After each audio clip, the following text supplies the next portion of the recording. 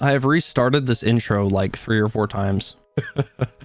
I really don't even know where to get started. And I did originally plan on writing a script for this video. I actually started writing a script for this video about a month ago, but I just couldn't do it. For me, I prefer more of a raw circumstance where I'm just speaking my raw emotions and feelings. I definitely don't discredit scripts. I definitely don't think they're a bad thing. It's just for me, I think it comes across as a little bit, not necessarily disingenuous, but it doesn't really show how I feel or how I'm, my emotions as the things I talk about get more, I wouldn't really say serious. It's just a music label after all, but I definitely like being able to showcase my feelings without it sounding like I'm just talking like this, reading off of a script. That was why I decided to prolong the video and just wait. I wanted to wait until June 1st, so that'll be when this video is releasing. At least it should be. The reason why is because as of June 1st of 2015, it will have been officially 10 years since I have been a Monstercat fan. I would say hardcore or, passionate, but over the past few years, things have just kind of dwindled down for me, which is disappointing. I really didn't think that this would ever happen. I really thought the things were always going to be the same thing. I remember back when I first started listening, I was like daydreaming about the idea of Monstercat in the triple digit saga was going to like 74 or whatever. So just pretending like they're still doing those. They ended in 2017. It was in March of 2017. That was when album 30 dropped. Let's just pretend that they were still ongoing. We get 5 albums a year, and doing the math, 5 times 7, or I guess we'll just do 8. Even though it's not a full 2025 yet, but we'll just do 8. 8 times 5, that's 40. So we'd be at album 70 by now. I just remember thinking about how in the future, I'm like, oh, that's gonna be so cool. I can't wait to see what the artwork is like. I can't wait to see where we are now and how the music evolves and changes. And I think definitely the music has evolved, as everything does. Everybody and everything changes over time. It's just, unfortunately, the label itself has made changes that I feel like take it away from its core and what made once Monstercat unique and stand out above the rest to eventually become the same and look like the rest. And that is where a lot of my passion for the label started to dwindle, getting rid of compilation albums and focusing on singles, not dropping any type of compilation whatsoever other than like the Silk selections, if I remember. I think that's what they're called. And just to give a quick heads up, I'm definitely well versed in the topic of Monstercat from like the best era, like the good King era.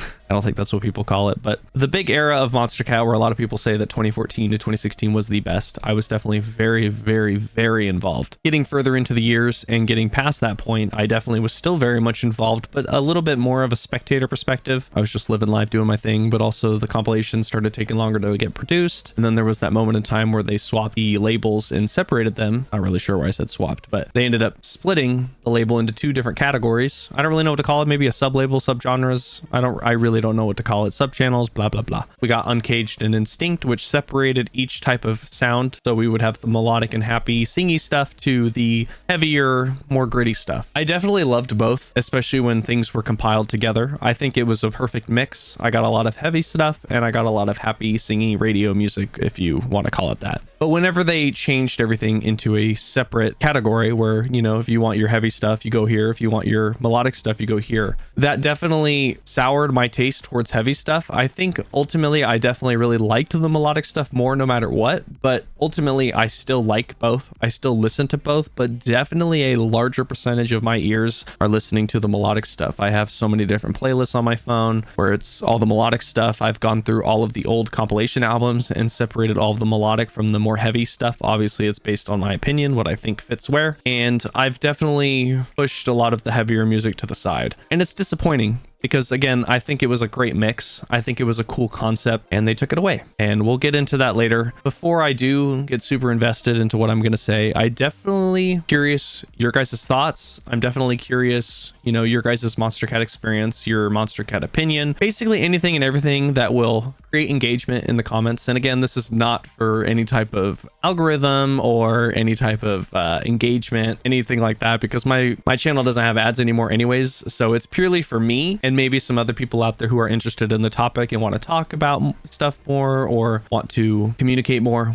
text more, just reminisce, be nostalgic. Because I mean, I clearly can't get out of my, you know, my love for Monstercat. I mean, my wallpapers that you can't even see are all the Monstercat compilation album covers. It's all of the ones that I have that I were able to find online in 1440p. So because I have 1440p displays, it just fits. And I have literally been using Monstercat wallpapers for probably a good 8 years, probably even longer. And I love it. I'm never going to change it. Back onto the topic of things. I clearly love the label. I mean, I've got all of my artwork and posters on the wall that I've had for a decade now. I have all of the hats that they released. I have almost, I wouldn't say almost every. I know that, like, I know I have bought probably 80% of what they released on the store after I started getting involved back in 2014. I remember having the Pegboard Nerds shirt, a lot of the artist shirts. I still have some. I know I have the Protostar one in there. I know I have the Resonate one, and I have a Mr. Fiji Ouija one. No, I don't actually. It's like the artwork where it's him with the, I'll just pull it out. Here it is. But pretty much everything that I wear, everything aside from shoes and socks, I mean, fuck, if they release socks, that'd be badass. But pretty much I am just a walking advertisement for the company. I've got, you can actually see them up there. I have the Uncaged, Instinct, and the gold-plated necklace. I remember very vividly when I think I was like a few months late to the original gold-plated logo necklace, and I remember missing it or something like that, and I was so upset and I was so heartbroken because I really wanted to wear it and represent it, and I was too lazy to learn like the dimensions or how like 3D printing worked. But I was able to find online a 3D model of the necklace, like the piece itself, and I found like a website where you could print out like metal, or you could get like not 3D printed metal, but you could get metal like molded in a way that, you know, you wanted. And I just didn't know the dimensions, so I didn't want to like order it and then get like a super large necklace or like the piece of the necklace. I didn't want to look goofy. I wanted it to look real. And so I was like looking into it, and then I think literally like a week or two later, it was like a random drop too, but they ended up releasing it, and I copped it so fast. I was so stoked. I mean, every 3 months when they would drop out a new compilation album, once they got to like the Instinct and Uncaged era, I know I would pretty much buy every single piece of clothing. I'd spend like $400, $500 every 3 months buying every shirt and stuff. I have some extras back from the Monstercat 10-year anniversary sale where a lot of stuff was like $10. A lot of the older, you know, stuff that they wanted to get rid of. I even have the amazing book that has all the artwork in it. If you can't tell, like I said, I probably have in total, whether it's hats, shirts, and whatever, I probably have 200, I would say confidently 200 pieces of Monstercat merch. Again, no matter what it is. I at one point lived and breathed Monstercat. It's a shame that I don't really feel that way anymore. I mean, I still obviously will always have Monstercat in my life, whatever way, shape, or form it might be. But it's definitely not going to be what it used to be. I definitely don't think that I'm going to be buying merch anymore. Unless it's like something not clothing related, because again, I have so much clothing. I don't need more. I can't really afford more in this day and age. That's a different story for a different day. Yeah, I just miss what things were, and I wanted to talk about the history of Monstercat, what I've seen happen, and my thoughts and opinions on some of their thoughts and opinions. To clarify, I'm definitely not the most well-versed in this topic. I'm definitely not the type to go out of my way to do like hours of like deep-seated research. I don't even know where to begin. That's also not really who I am. I'm not, I mean, I know just because I do that, it doesn't make me a journalist, but doing that kind of research for a video definitely is not my style. I'm definitely more of a raw emotions kind of guy, but I don't want to sound ignorant. I don't want to sound stupid. So I just want to give a quick disclaimer that a lot of this is from firsthand or physically seen knowledge, and just watching updates, and things change as the time goes on. Just giving a general opinion about it. Obviously, my opinions can be and might be wrong, or you might feel some different type of way, in which again, I would love to hear what you have to say in the comments, because again, this is a place for love towards the label, and no matter what has happened, I just want to talk about it. And that's why I am here today to finally make this video. But I wanted to talk a lot. I wanted to get started on where I first learned about Monstercat and where my first moments came from. And again, I would love to hear what you guys have to say. I'm really curious how you found out about Monstercat, or, you know, the way that you interpreted it, or the way that it affected you in a good way, bad way. And yeah, I'm just curious. I'm gonna go ahead and put this away first. So before we get into anything more deep-rooted or more, I guess, controversial in regards to what has happened or changed over the years, I wanted to talk about my first experience with Monstercat and learning about what it is and what it was and what it meant. It was actually pretty funny. I remember it was probably 2011, if not 2012, but I think it was definitely 2011. I was watching YouTube, watching gaming videos. I was 13 years old. Honestly, before that point, I didn't really know. I mean, I obviously know what music is, but at the time, I didn't really know what an album was. I was young. I didn't really do much research about it. I just, you know, was used to my dad burning music on CDs and putting them in our Honda Odyssey and playing music from the disc that he would have in there, or he'd have on the radio. I just thought music was music. I thought a song was a song. I didn't really comprehend what an album was, let alone a compilation album. I didn't know what the hell that meant. But at that time, I still didn't really know what Monstercat was, but there were some gaming channels that I would watch, and in the outros, they would play certain songs. And I mean, you guys can probably already put two and two together, but or think about what songs that you can just remember or think in your head as like I'm saying this, but there was a lot of Pegboard Nerds songs. And I remember listening to them and thinking they were so cool. And this was also back then, and this is probably a big reason why I'm still this person who does this. There are more reasons in which I will get into more later, but I'm still that person who buys this music. Again, I'll get into it later, but I still buy my music. But even back then as a kid, I'd buy my music. I like to support what I like. And I bought a few Pegboard Nerds tracks just on the top of my head. I'm thinking of Fire in the Hole. I'm thinking of Self-Destruct, Disconnected. So good. Songs like that. Or the one where they were featured with Cruella. I can't remember it anymore. The artwork is like a black background with like gold, like splashy text. I think, if I'm remembering on the top of my head, I'm probably going to put a thumbnail of it on the screen or something. That's the plan for this video, is I'm just going to post a lot of that stuff, or just show what I'm referencing, so that way, you know, you guys can follow along. But that was my introduction into Monstercat. Again, I didn't even know what it was, but I do remember very vividly having some of those singles. But turns out I actually had a couple of the singles. It might have been one, if not two, but it was from album 10, which on the top of my head, I can't remember the name of album 10. I just remember the numbers. Wow, what a fake fan.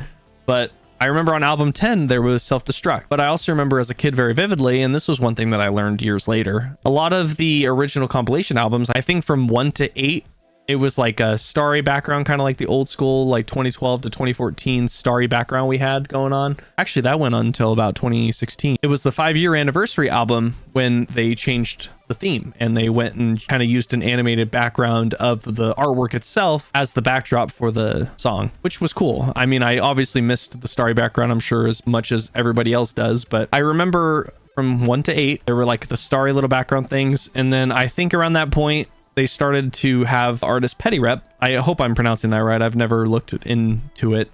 That's just how I look at it when I read it. And Petty Rep was making some of the artwork. And I remember very vividly and being confused later in life, wondering why the artwork was different, because I was like, wait, I don't remember it being this. I remember album 10 used to have a different theme. I know they kind of changed it later on to where every album was like a little bit of a story, which was so awesome. I'm so glad they did that. It's so awesome. Album 10 was like a different image. It was, I believe it was Rogue, the artist, was on top of Monstercat, and it was like some type of Roman fight, I guess. That was kind of like the theme. At least that's how I interpreted it. And again, they changed it later. At this point, doesn't matter. I'm just stating that I had at least one, if not two songs from album 10. And I remember being confused when I'd look at it in the iTunes store. Again, this is 13-year-old me, 14-year-old me. It depends on when album 10 came out, but I believe it was 2011. I remember looking at the compilation album and not really understanding or comprehending what that meant.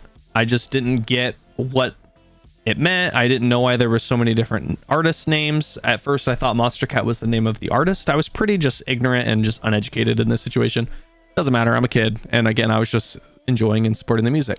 I would buy the music, I'd download it, put it on, or I'd have my father burn it on a CD for me, and then I would sit in my room and I would just repeat like Fire in the Hole, Self-Destruct in my room, just blasting it, enjoying myself, super happy. That was my introduction to Monstercat. I remember as a kid, I didn't really know any better. I didn't really know what it was other than it was music.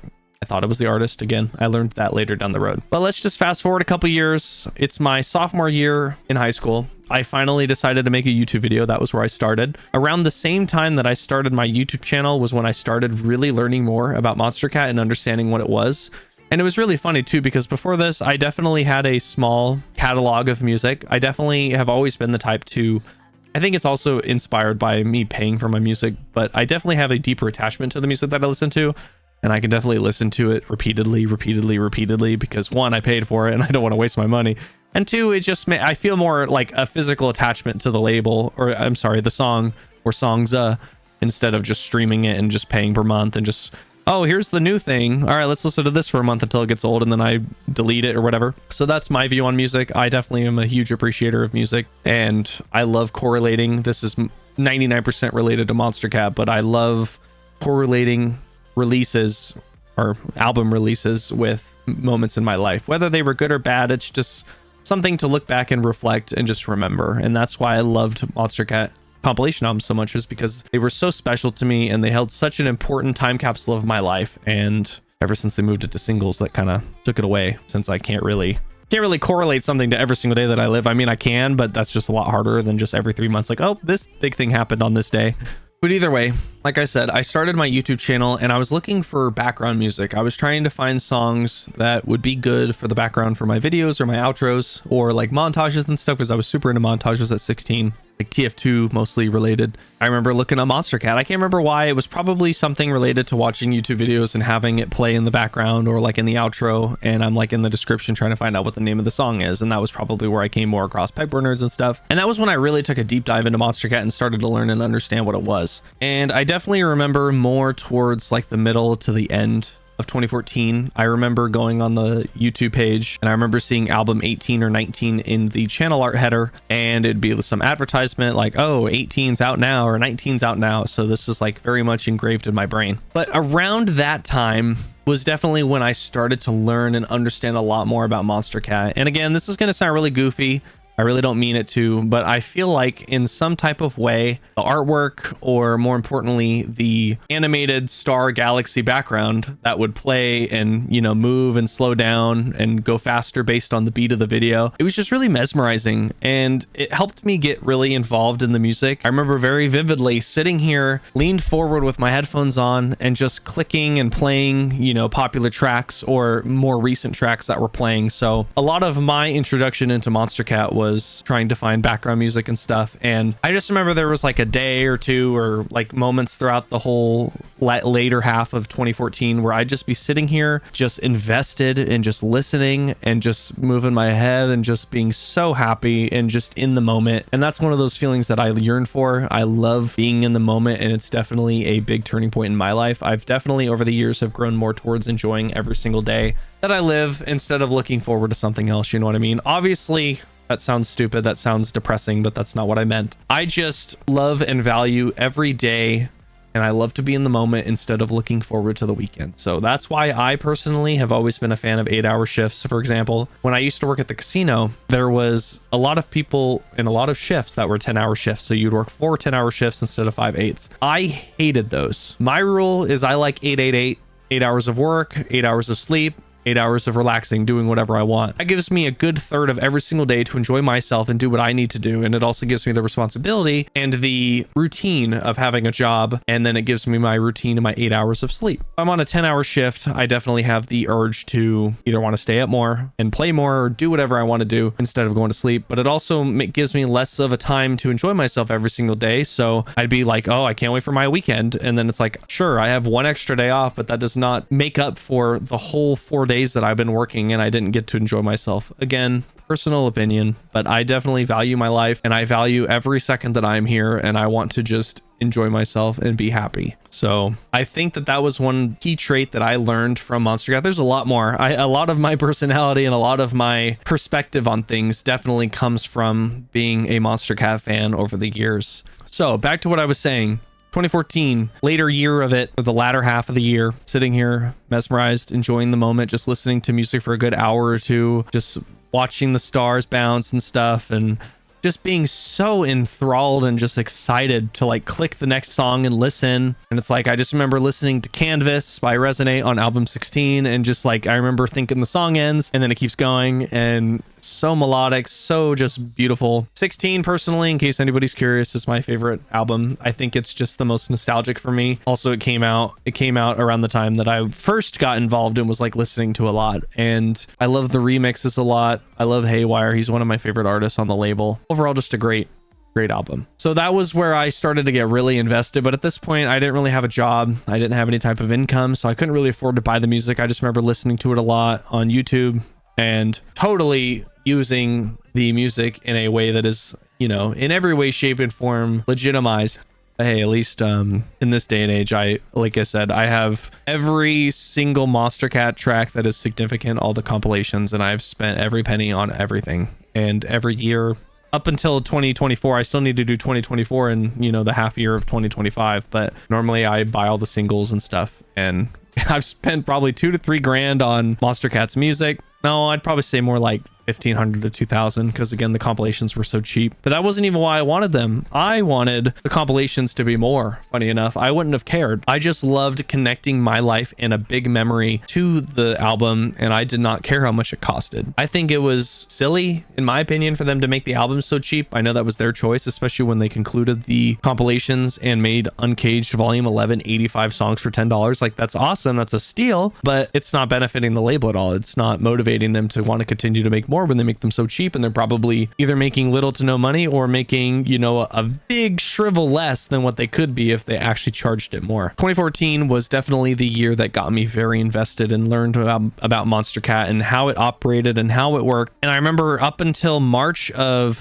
2015, it was the same thing, YouTube and stuff. Around that point, I got my first job, and I would work after school, and on the weekends I would go and do my job.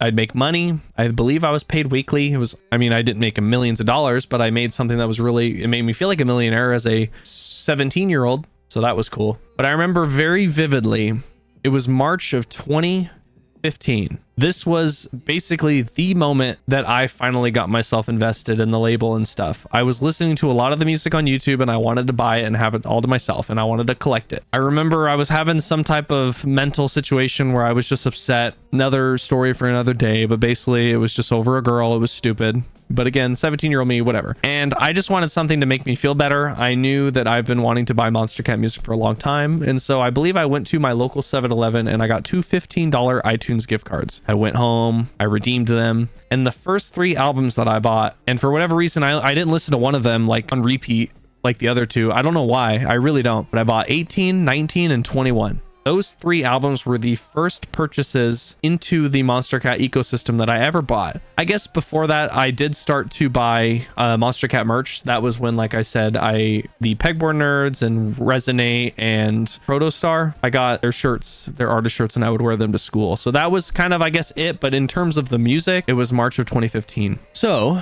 when it was time for me to download the music and listen to it, I was immediately hooked. And again, for whatever reason, I didn't want to listen, or it wasn't that I didn't want to listen, but for whatever reason, I was just more focused on 18 to 19. Maybe I was like, oh, 2015 isn't in 2014. Maybe I just want to, like, you know, reminisce a little bit, even though 2014 was just the year prior, right? So I listened to 18 and 19 pretty much nonstop for probably almost 3 months. And when that changed was when album 22 came out. That was June 1st of 2015, and I will never forget. That was the moment where I truly got involved, where I truly started to listen to every song before release, when I started to be super stoked on what was going to be next and what the artwork was going to be next. And I was so hooked. It was like a drug for me. I don't drink, I don't smoke, I don't do any type of substance, but goddamn, if you could inject me with some Monstercat uploads, oh man, that vibe. And again, I didn't start doing this until after album 22, but into that summer and then starting my senior year of high school, I remember every Monday, Wednesday, and Friday, I'd get home at about 3:05, 3:10. I would go home and I would listen to the song of the day. And I just remember counting in my head, like, oh, here's one song. We need, you know, 30 or 29 more. We need 28 more. The album's going to come up. And I started getting so like tunnel visioned into future releases. I remember very vividly, there was a Google Doc that somebody or a group of collaborators would fill out, and it would have upcoming releases that were already announced. And eventually you would see the artwork, and I would just be so excited, just so stoked, and just Monstercat, Monstercat, Monstercat, Monstercat. And again, this is probably going to sound a little pathetic, but maybe some people relate. I definitely was not never was, nor do I really care at this point. But as a kid, I definitely wasn't cool. I definitely didn't stick out. I definitely felt like an outcast, but a lot of that was just due to my own mental insecurities. Obviously, a lot of people have those when they're younger and stuff, but I just lived in an environment where I got no social interaction. So my social skills outside of school were none. I lived out in the middle of nowhere. I had nobody nearby to play anything with or talk to. It was always just at school. So I always had a sense of like doubt and insecurity. I used to hate being the center of attention. So if there's like 2 people looking at me, I'd get so beat red. I hated being talked to in class. Like, I hated when the teacher would pick me to answer a question, and it was always when I didn't know the answer, and then I felt so stupid, and then everyone was in my head. Yeah, you get the point. So I think for me, one big thing that attracted me into Monstercat when I was younger was it made me feel like I had purpose. It made me feel involved in a community of people who were all excited about the same thing.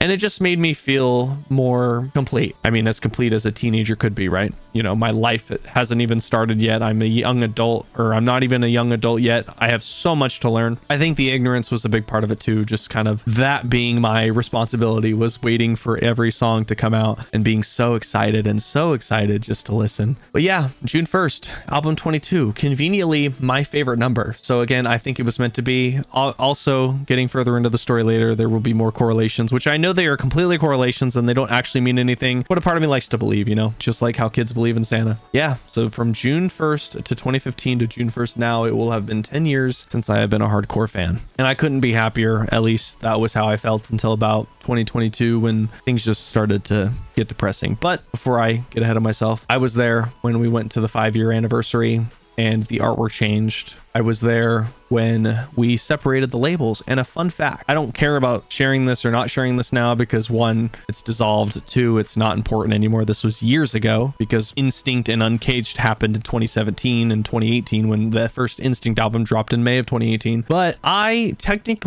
honestly, again, I don't want to take credit if it's not my involvement. I'm not the type of person to take fake credit. I definitely do not want to sit here and give some type of false praise towards myself. However, at the bare minimum, I was one of the about 50 people that were inside a secret Slack group called Monstercat Insiders. And inside of this, they would have weekly meetings, if I remember correctly, if not monthly, and we would have topics about the label and future plans. And basically, I was just one of the few hardcore fans who were involved and invested into the label, so much to the point where I got invited to be involved, which was crazy, because I remember very vividly. I still have the screenshot on my phone. I'll probably show it with the name blurred, which again, I don't even think they care anyways. They're not involved in the label, nor were they ever. It was more of an outsider perspective, just like me, but they were somebody who were recruiting people such as myself. Ultimately, we were talking about Monstercat and stuff, and he could tell that I was very passionate about the label and passionate about everything that was involved, and I got invited. The point I'm getting at is we had a conversation at one point talking about what they were going to name the labels, and they were going back and forth and stuff. Again, I honestly do not remember, and again, I do not want to take false credit. I just know at the bare minimum, I was in that conversation when they were having it. I was sitting there listening and reading, and I might have put in some words, but again, it's been so many years at this point, and I don't have the receipts, and I'm not in the group anymore. Like I said, it dissolved. It eventually turned into where we would never have any meetings, and like every month or two, like one of the people, I'm not going to put his name out there, he would say like, sorry guys, like, you know, we're trying to get back and get involved, but we're just busy and blah blah blah. And then that was kind of, I think, where it started to dissolve. Just the label itself was when things really started to change. There was reasons why that same person also left the label. I can't remember why. I believe I still follow him on Instagram, but it's more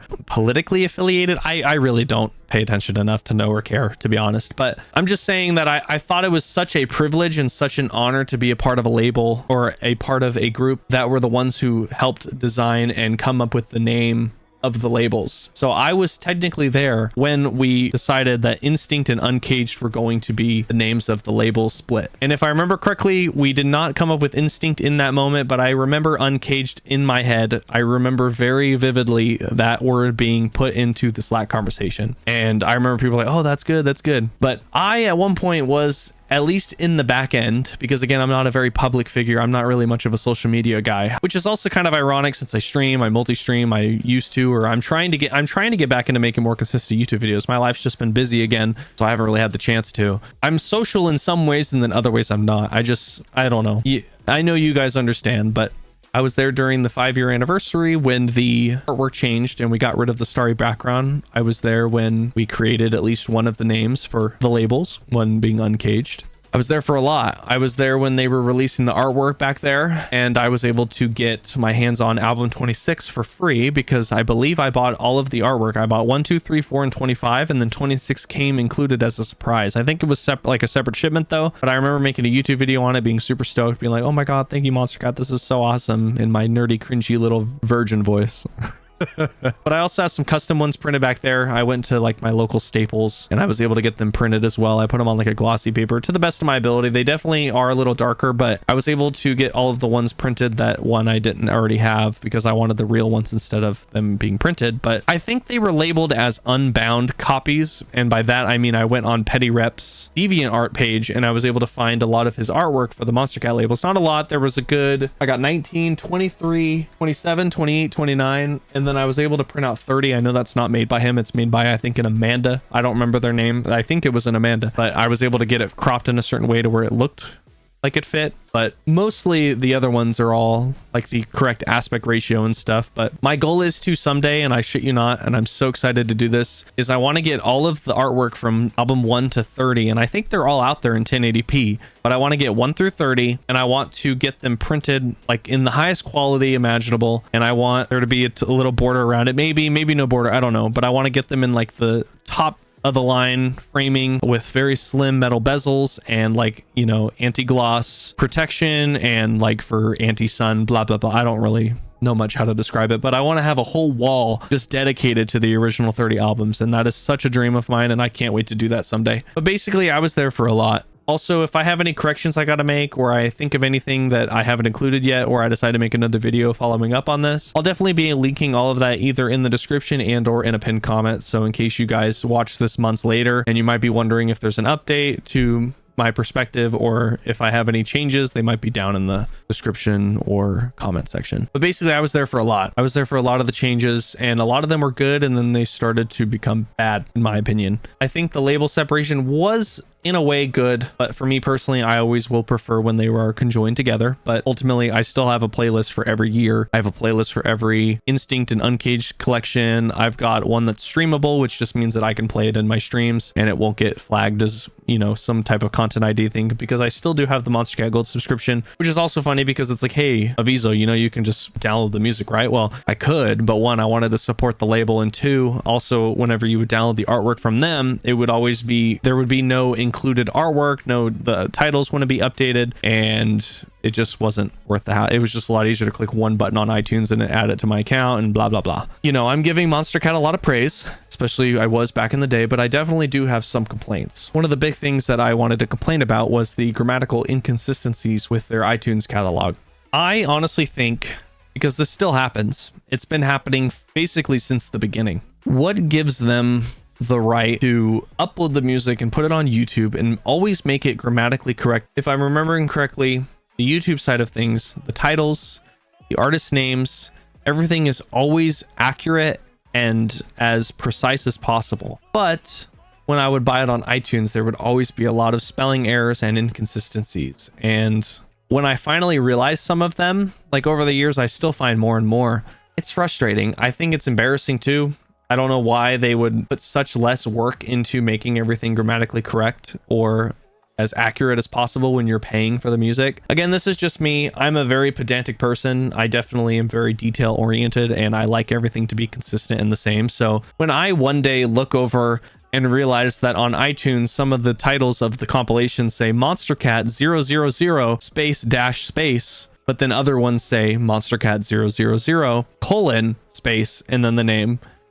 Why would you on one album do a dash and then on another album do a colon? Fortunately, with iTunes, and especially when you buy your own music, you have the ability to edit whatever you know you need to, and then you can sync it back to your phone and it's no problem. Funny enough, actually, back when I first got involved and I started getting Monstercat music, I was realizing that I was putting a lot of money into this, and every single time I would have extra spare money, up until the point where I was up to date with all the compilations, I'd have like $40 to my name and I'd be like, oh, I'm gonna buy, you know, these next 4 albums. And I remember very vividly the time where I needed to get 6, 5, 4, 3, 2, and 1, because I was going backwards at this point. And I remember my dad needed his car cleaned and he offered $60 for it or something like that. And so I immediately went and cleaned his car for him. He gave me $60. And then I went and up to the store and I bought some iTunes cards, and then I bought all the music. And I remember that satisfaction I had when I realized that I had the whole collection and I was up to date. I believe I was finally up to date by album 23. Up until that point, it's just always been consistent, except for the last couple years, which again, I'll get into. But back to the point about the inconsistencies. I don't know why I have this type of inconsistency with the music and the titles and stuff. And once I learned, I started editing it and fixing it. And again, this is something that I think I can fix at some point. I got this program called MP3 Tag, and it allows you to edit iTunes songs and like edit some of the information, because if you don't know, you can buy music off of iTunes and it will, if it's explicit, have the little E marker for explicit, which is cool. I think it's cool that, you know, if you need to know if it's explicit or not, it tells you. But for whatever reason, and again, I'm going to kind of go Karen mode here, but I don't want to get anybody in trouble, but why are there certain songs that are explicit on Monstercat's label that don't have the explicit tag? Don't let them think you're needy. Don't fuck first night, ideally, no. Again, it doesn't bother me that they cuss. I don't have any problem with that, but I have a problem with some songs not being correctly marked, in which I have to fix it myself. But with MP3 tag, to my understanding, I can actually go and like edit some code inside the MP3 files that I have, and I can make it so it marks songs as explicit. So at some point in my life, I'm going to be going through and doing that, because I don't really have the motivation to do that, because I'd have to remember and figure out which songs do cuss. Or I'd have to figure out the parameters for cussing. Like, I don't know if, for example, if you say the word shit once in a song, if that counts as like explicit, in which you don't need to cover it. And again, the pedantic in me wants it to be as accurate as possible. I still buy all my music, but if I get into a situation where there is an artist that I listen to, such as Whit Lowry or Packy, for example, and their music, it's like a mixtape or something, and they can't release it because it's like not their sample or something. In those instances, I will download the video, turn it into audio, and then what I do is I'll like get the artwork and I'll title everything as accurate as possible so it looks as legitimate as possible. Not because I want to get away with anything, but because I can't be that guy who has one thing be consistent and then the other is not. So everything has to be the same, at least eventually. Fun fact, I remember when I noticed this is so stupid, I'm crazy. I remember very vividly, this was such a funny moment for me, or such a funny realization, and I spent 2 to 3 hours fixing it. There are some artists on the label, 2 being Slips and Slurs and Case in Point. Slips and Slurs ended up changing his name to Slippy, so this doesn't apply to him anymore. But with his older music, I refused to change the title to Slippy because that was what it was at the time. So it stays Slips and Slurs. Well, if Slips and Slurs or Case in Point are attached to a song, or they collaborated with somebody else, it makes it look like it's 3 people instead of 2. So it would say Slips and Slurs and it would look like it was 3, or Case and Point and. When I had that revelation, I was trying to think of an idea on how to make it look better and more accurate, so that way my eyes can realize that these are 2 different people, or instead of it being 3, which again, I already knew, but just knowing that it looked like it was different people, it was bothering the hell out of me. So I remember when Uncaged Volume 1 came out and the collab album came out, I remember looking at the artwork and seeing the 3 names, and what they did on the music video was they put lowercase x's, and I was like, that is fucking genius. So originally what I did was I went and found all of the Case in Point or Slips and Slurs tracks, and if they were collaborated with somebody or somebody else was attached to it, I put the lowercase x instead of the and sign. I left it at that, but then I was like, no, like now it's like some of them have the lowercase x and then some of them just have the and sign. So I ended up going through albums 1 through 30 or whatever was out at that point, and I ended up putting a lowercase x between everything if there was 2 or more artists attached. I even did it for the featured, because sometimes it'd be like featuring blank and blank. So I made everything as consistent as possible. Also, for whatever reason, I don't really, I mean, I guess this is kind of their fault, but in my opinion, when you upload an album or a compilation album and some of the songs are from the last year, I prefer, and I thought it made more sense to make all of the songs match the year that it released, the album itself released. So there would be times where I'd be scrolling through my Monstercat playlist, which if I open it up right now, so my Monstercat playlist is 2,175 songs, but I would like scroll through it and I would be able to see like some of the random songs would say like 2012 instead of 2011, or 2013 instead of 2014. So I would fix all things like that. Like, I made everything as consistent as possible. I have every Monstercat year up until 23. Like I said, I haven't bought in 24 and beyond yet, but every single year I put all of them into like the year sections. I also have a Monstercat summer and Monstercat winter vibes playlist, in which when it's the winter time, I play albums 16, 21, 25, 29, and then I've got Monstercat Instinct Volume 2 and 4 in there. And with summer vibes, I've got 18, 19, 22, 23, 27, and the 5-year anniversary, as well as Monstercat Instinct Volume 1. So during the summer, even though I hate summer, it's my least favorite part of the year, it just makes me happy when I'm playing old school Monstercat, and it just gives me that sensation like I'm back in time in that moment. Like, for example, I was living on my own, working 2 full-time jobs back when Monstercat Instinct Volume 1, which came out in May of 2018. So I just go back to that time where it was just, life was simpler, even though I was in a really bad relationship, to be honest. But that's another story for another day. One of my most prized releases has to be Monstercat 27. Monstercat 27 came out the day I graduated high school. So the exciting feeling that I have when any song from album 27 comes on, on, and it just brings me back to being 18 years old. June 3rd. Was it June 3rd? Now I'm paranoid. Let me verify. Yep, I'm not crazy. Okay, June 3rd. I was graduating high school. My life was about to change. I was going to be, you know, a young adult, had to get responsibilities and stuff. Things like that are just so irreplaceable, man. And then the next few months when album 28 came out, that was the day that I was coming back from Seattle, Washington when I went to PAX West 2016. I don't know if any of you are here from that period of time, but in 2016 when I came back from my PAX West trip and I made a video on it, again, so cringe. I hate just like going back to that old version of me because I'm such a different dude these days. But that album came out on my flight home. And again, this was really funny too. I ended up, for whatever reason, on iTunes on the phone that day, for whatever reason, every song was called Deep in the Night by Snails and Pegboard Nerds. I mean, because I've already listened to the songs before, because again, what I used to do was I'd listen to the song maybe once, twice, maybe 3 times on the day that it would come out. So Monday, Wednesday, Friday, I'd be listening and I'd be like, this is so awesome. I can't wait for this to be on the album. Whenever it would play, I would recognize the sound and I'd be like, oh, it's this song. And so whenever I got home, I was able to edit the information, fix it, sync it to my phone, yada, yada. Back to my point really quick before I forget again about Apple Music was at one point I decided that I was just going to buy all of my Monstercat music and then I was going to stream the rest. Well, the problem with iTunes in its infinite wisdom, for whatever reason, it will overwrite every change that you make on your own paid for music because you have the streaming service, so it wants to update your information for you. I did find a workaround for that later in life, years after I stopped using Apple Music, but it's not worth the hassle. I only do it for a few specific songs because even to this day, sometimes the songs will auto update even though I don't have Apple Music, in which I have to delete the song from my library. And by deleting it, all I'm doing is removing it from iTunes, but I don't put it in my recycle bin. And then I go into file and then I add the file to my music library, in which I add it manually. And then the program thinks that it is not my purchased music and it's just a file I added, and then it stops editing my shit. So that was my workaround, fun fact. But I gave up with Apple Music about 2 months in. I was like, this is frustrating as hell. I should not be having this problem.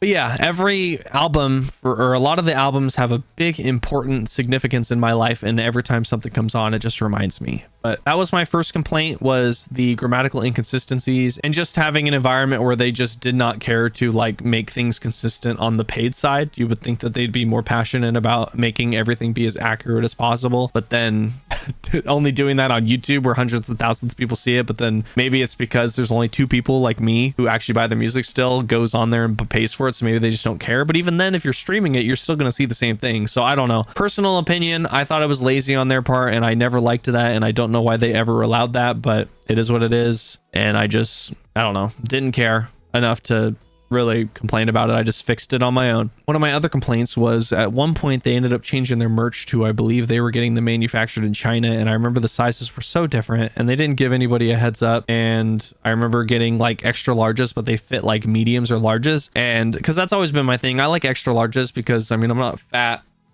thankfully, at least not yet. But when I wear them for the first time after I've, you know, dried them, they shrink a little bit, so they're like a little slightly larger. I don't know why, but work related, I like my clothes to fit well and look professional, but like my style outside of work is more baggy clothes. Unfortunately, I'm that dude. But I didn't like that some of they made like cheaper merch changes and stuff. But overall, I think the quality and the fabric of a lot of the merch and stuff was always high quality and something that, you know, I could see myself wearing a lot. I mean, there's a lot of shirts in here that I've worn repeatedly and they continue to look brand new still. And then there's like other brands, like for example, I love Whit Lowry. If you don't know who he is, he's like NF, but he cusses. That's like the easiest way for me to explain it. Great dude, great music, powerful emotional music, but whenever he drops merch, it's like double the price of what I pay for a Monstercat shirt, and then it's shit. Like after one wash, it's crinkling, the materials, I don't even know what to call it, withering to where it's like, you know, it looks just old, and it's disappointing because it's like you care a lot about your music, you would think you care a lot about how your merch comes out. But either way, that was another complaint. And then I guess I already touched on it, but I know I didn't like, ultimately, for my own being, I didn't like that they separated the labels into 2 different sub labels, and then they eventually got Silk, which was cool. I definitely love the Monstercat Silk line. I have playlists for that. I bought all the Silk stuff. It's great like studying or like focusing music, and then I would always buy the extended mixes, which was nice. Alrighty, it is day 2 of my rant. Not necessarily a good or a bad thing, just my conversations about Monstercat and stuff. I'm about 43 minutes in, finished editing up until that point. But I concluded with talking about the sub-label stuff and what have you.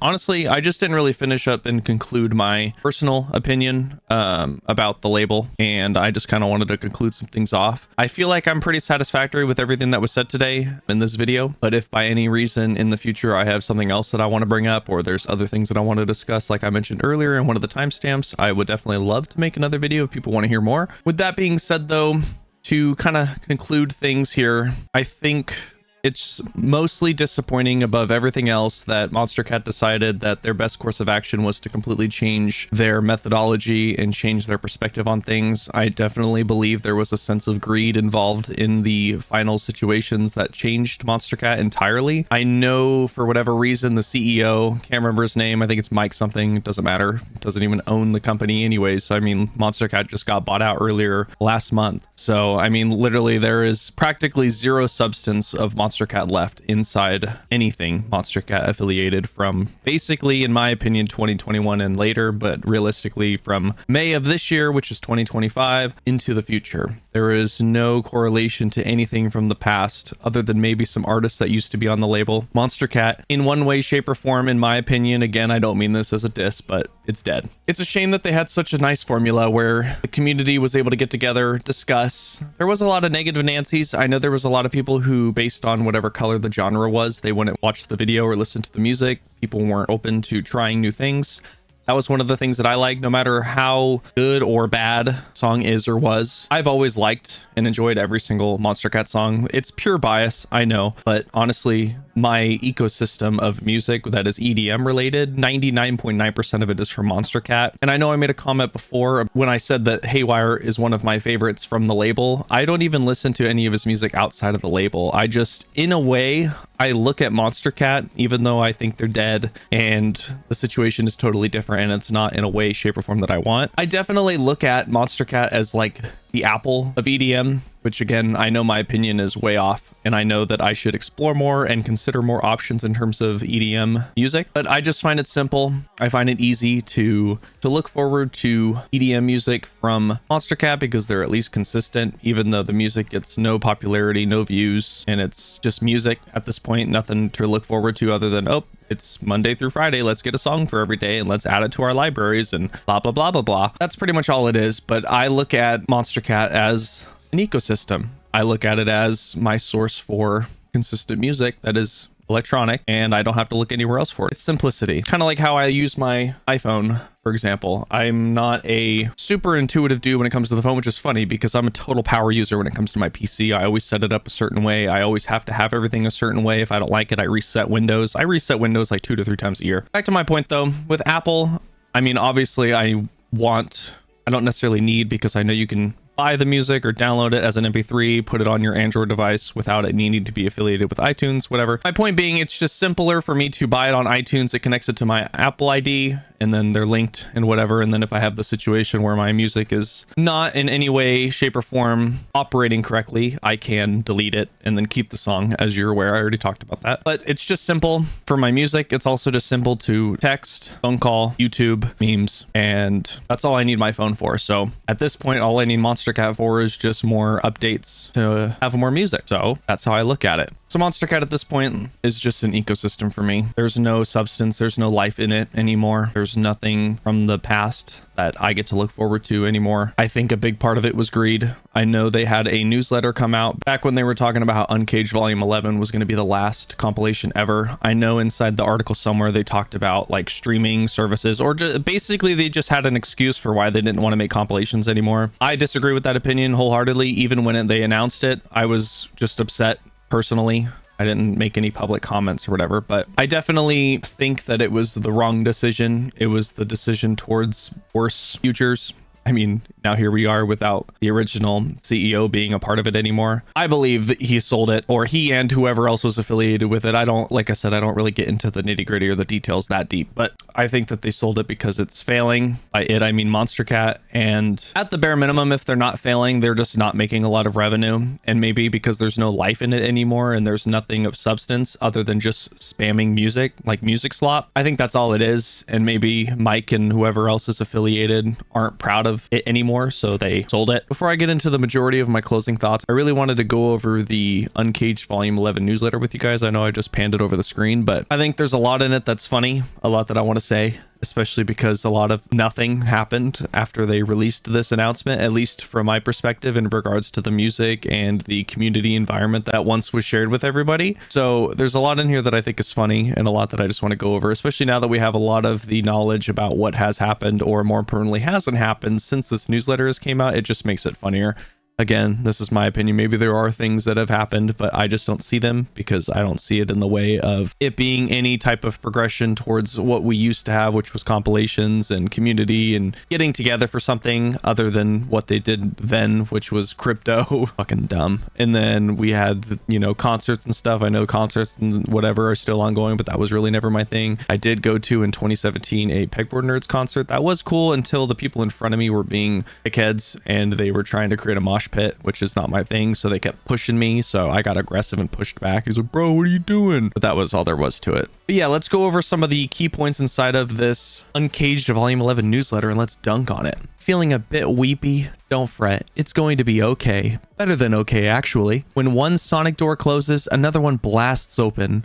In this case, the team over at Monstercat wants the community to be the force that pushes the next initiative over the threshold. Are you up for the challenge? This is funny, because like I just said, I feel like nothing happened at all with the label, any type of change that was more positive for the community. We got crypto, we got no more compilations. All I heard and saw was spam for concerts and collabs and some merch drops that they had throughout the past few years, and there was nothing in relation to any type of community get together other than money, money, money, money. And you know what I thought was hilarious? Back when they separated the labels and they created sub-labels, they also created social media accounts for Uncaged, Instinct, and Silk. You know, that's not necessarily a bad thing, and I actually think that that was cool and that was smart, you know, to segregate the social medias so that way they were appropriate for what people wanted to see. That was awesome. However, when they create the 3 accounts and then proceed to just reply and repost everything that each of the other accounts is saying. So when you're tapping through your story on Instagram and you see from Monstercat Uncaged, Monstercat Instinct, and Monstercat Silk the same posts from all 3 accounts, it's pretty obsessive and it's pretty frustrating. Like,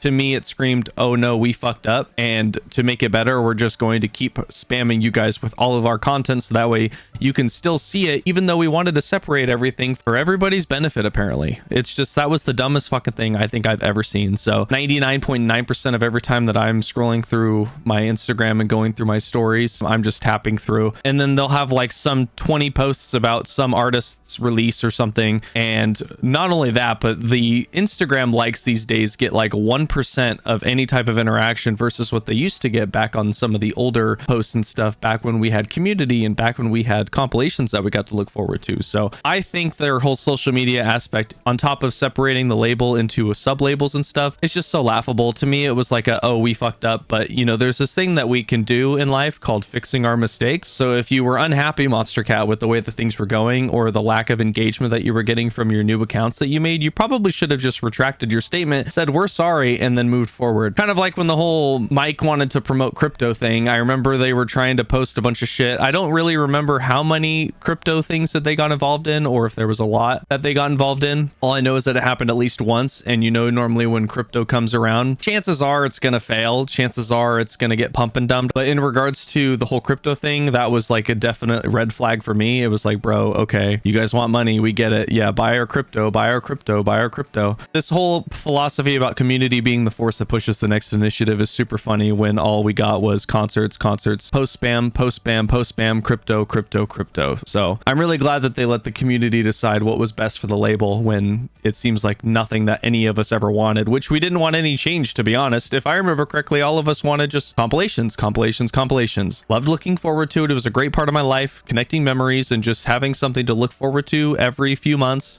And they took that away from us because of greed. And again, that is just my opinion. There's no denying that the Uncaged and Instinct compilations have served as a powerful way to showcase the label's impressive range of talent. But with the advances in streaming, their necessity has shifted. In my opinion, I think that this is a load of PR, poopy caca, because to me, I never understood why they think that streaming and doing singles is more appropriate or more beneficial for people who are looking for music. Because how I always saw it, especially given my circumstance and how I found Monstercat, you would think, or I believe, that a lot of people share the same situation. So the only reason I found out about Monstercat in the first place was because I was a fan of Pegboard Nerds. I found their music and I added and bought their tracks off of iTunes. That was how I, like I said at the beginning of this story, I ended up being like, oh, what's Monstercat? Is that the artist? And blah, blah, blah, blah, blah. And then fast forward to where I am now. So the point I'm getting at is I like compilations because not only for myself and just because of the way that I liked them, and I've already talked about it, but I think it was a great tool to be able to expand your label, expand the music, expand what the consumer wanted to hear, because it went from liking Pegboard Nerds to, oh, I like Mr. Fiji Ouija, oh, I like Haywire, oh, I like Grabbits, oh, I like all these people. But look, they're all attached to this specific album. Oh, hell yeah, let me just buy all these songs, and oh, look, there's, you know, Grabbits on this album. Let me go check out this album because he's on this one. Oh, hell yeah, there's all these songs on this one too. Oh, wow, that's awesome. In my opinion, the expansion was way larger and way more beneficial for everybody when they were doing compilations instead of singles. Singles are one song. Compilations are between 30 to 85 songs. Actually, that's not true. The first album was 7, but you know what I mean. The average for like 20 something of the compilation albums from 1 to 30 were 30 tracks. So because of that, they were like, oh, hey, you know, with streaming, I think singles are going to be more beneficial for us. And in my opinion, that was just, we want more money. I think that they were looking more forward to people buying singles instead of buying compilation albums. But as I expressed earlier, one, I don't care how much compilation albums are. It could be the cumulative total of every single combined. And again, I know they want to do this anyways. I'm just hypothetically speaking as the shrimp minus the H and the R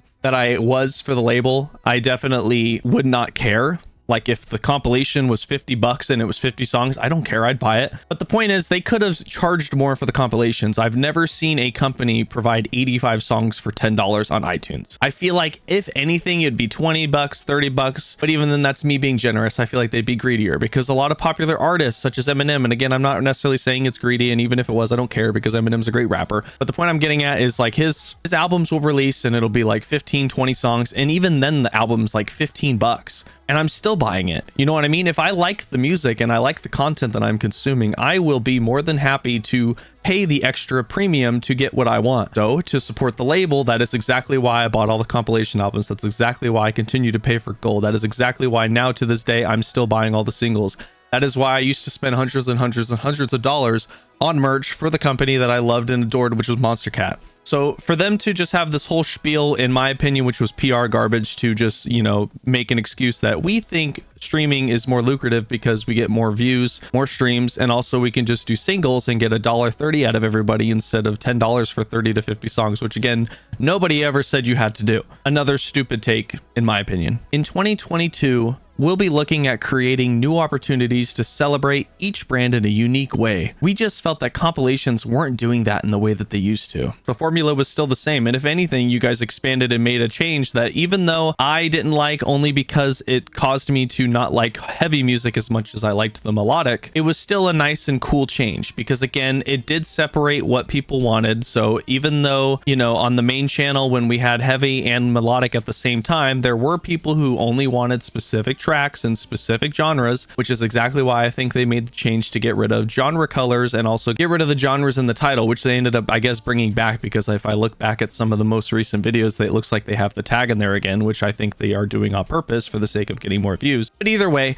compilations, realistically though, aside from being separate from heavy to melodic, nothing changed. So I don't know why they thought that they weren't doing that in the way they used to when there was no real change, and also everything was the same and everything was working the same. I was still buying the compilations. I was still contributing to the compilation releases. I was still excited for releases. I was always looking forward to every Monday, Wednesday, and Friday for things to release and for new tracks and to be able to buy the new album and look forward to it and read stuff about it on their Reddit and all that shit, which again, like everything else, their views, their posts on Instagram or social medias, and also on their Discord or their Reddit, like everything's like a 1 to 5% of what it used to be. And it's just it's such a shame because it was just we ruined everything, and we're not going to say sorry, and we're also not going to retract our statements, and we're not going to fix things. We're just going to leave them as is and just go with it. It's like the meme of SpongeBob and the fucking hole his brains on fire. Listeners can access the Monstercat catalog anytime on their own. For this reason, among others,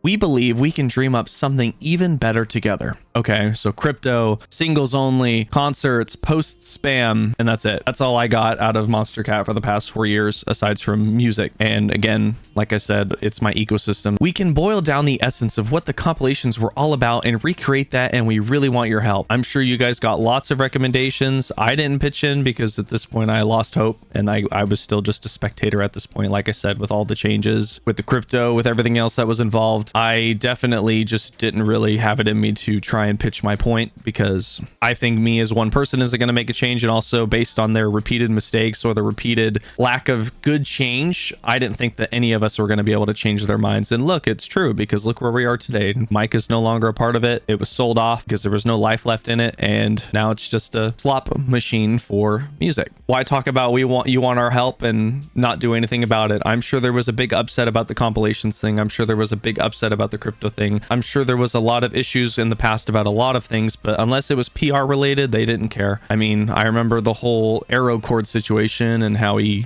apparently did naughty no-nos to one of the other artists, which I want to say it's pronounced Milk, but I really don't want to say it wrong. Either way, though, that was a PR nightmare in which they immediately, said like he's never going to be a part of the label again and blah, blah, blah, blah, blah. But, crypto, yeah, we can get away with it. There's just no life in the label anymore. Ever since the compilations died, so did Monstercat, in my opinion. Are you ready to influence the next phase of Monstercat? Are you ready to watch us make crypto?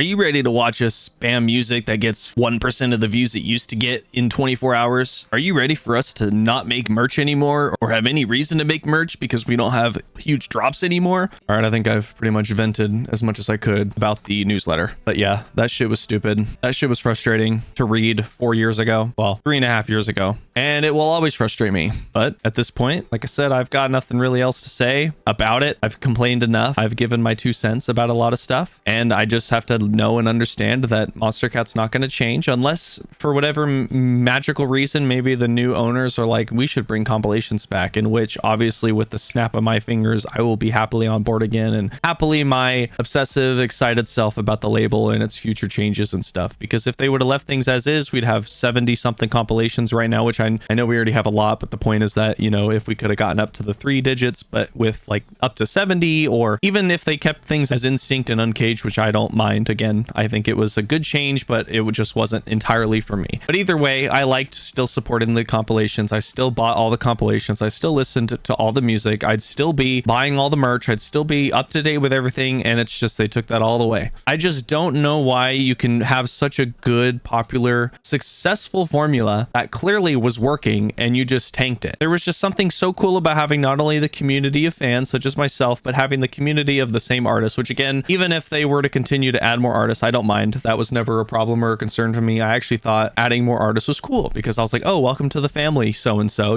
welcome to the family San Holo, welcome to the family Drolo, But at the time from like 2014 to 2016, I did think it was really cool that we seemed to have the same 30 to 40 artists on the compilations. That was really cool. And again, it just felt like one small family. And then instead we just turned into a large madhouse where we just adopt kids left and right. And everybody is just all over the place, running around the walls, running and screaming down the hallways, and things are just different. Things are just hectic. And I think one of the last things that I could ever do that will, excite me towards Monstercat again, unless things change, is that I definitely want to someday go to the headquarters and check out everything at the Canada headquarters where they are from. That has always been something that I still would love to do regardless, and that is definitely something that I'm looking forward to. But at the end of the day, no matter how much frustration I'm having in this video that I've been having pent up and just holding on to myself, not sharing with, other people who might share similar feelings, I still love Monstercat. I'll always love love Monstercat. I will always love the peace and the happiness and the community and the purpose that it gave me growing up and looking forward to something, and it caused me good habits. It definitely excelled my eagerness to make things perfect and consistent and make sure everything is accurate. And also it definitely, for a point in my life, even though I've calmed it down a lot because of my lack of income these days, but it definitely created the collector in me, and that was really bad.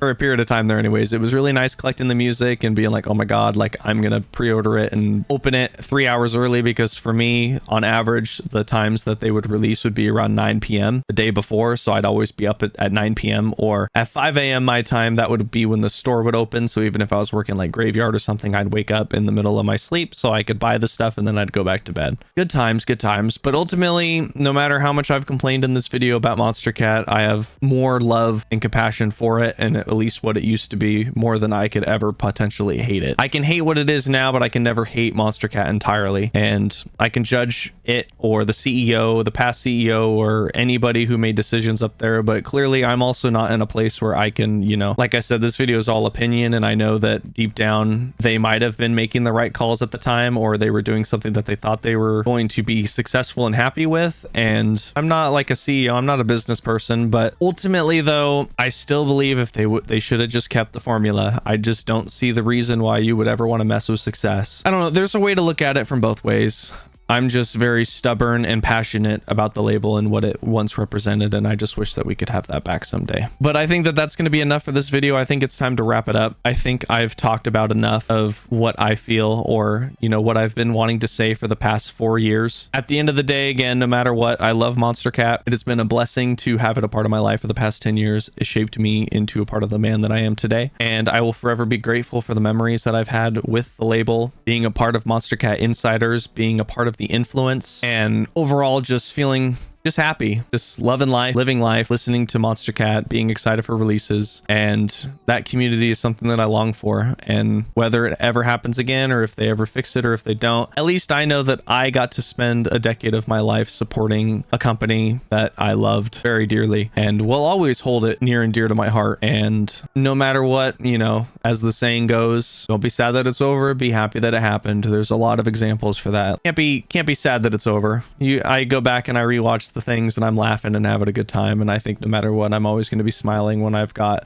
album 27 ringing in my ear, reminding me that I graduated high school. But if you guys made it this far into the video, I do appreciate you. Hopefully you understand that this came from a place of no ill will. This was intended to be just a educational video, just kind of giving my 2 cents about the whole Monstercat situation and how I came across Monstercat. That was what I was excited to talk about. And again, like I said at the beginning of the video, I would love to hear what you guys have to say. I'd love to hear your opinions. I'd love to hear about where you got involved with Monstercat and your story and how it goes. I can assure you I will definitely read it and I will happily reply. Like, literally, I'm that YouTuber that'll get a video notification from like a 7-year-old video and I'll reply to it, as long as it's nothing dumb like in my juggling video where I get a million comments about the same things that have been answered thousands of times in the comments. So I just ignore those, but you get the point. Monstercat will be the most that I've ever been passionate about something, and that will never change. I don't think so, no matter what. So thank you guys again for listening. I'm wishing all of you a wonderful rest of your day and or night, and I will see you in the next video or the next stream. Thank you as always, guys.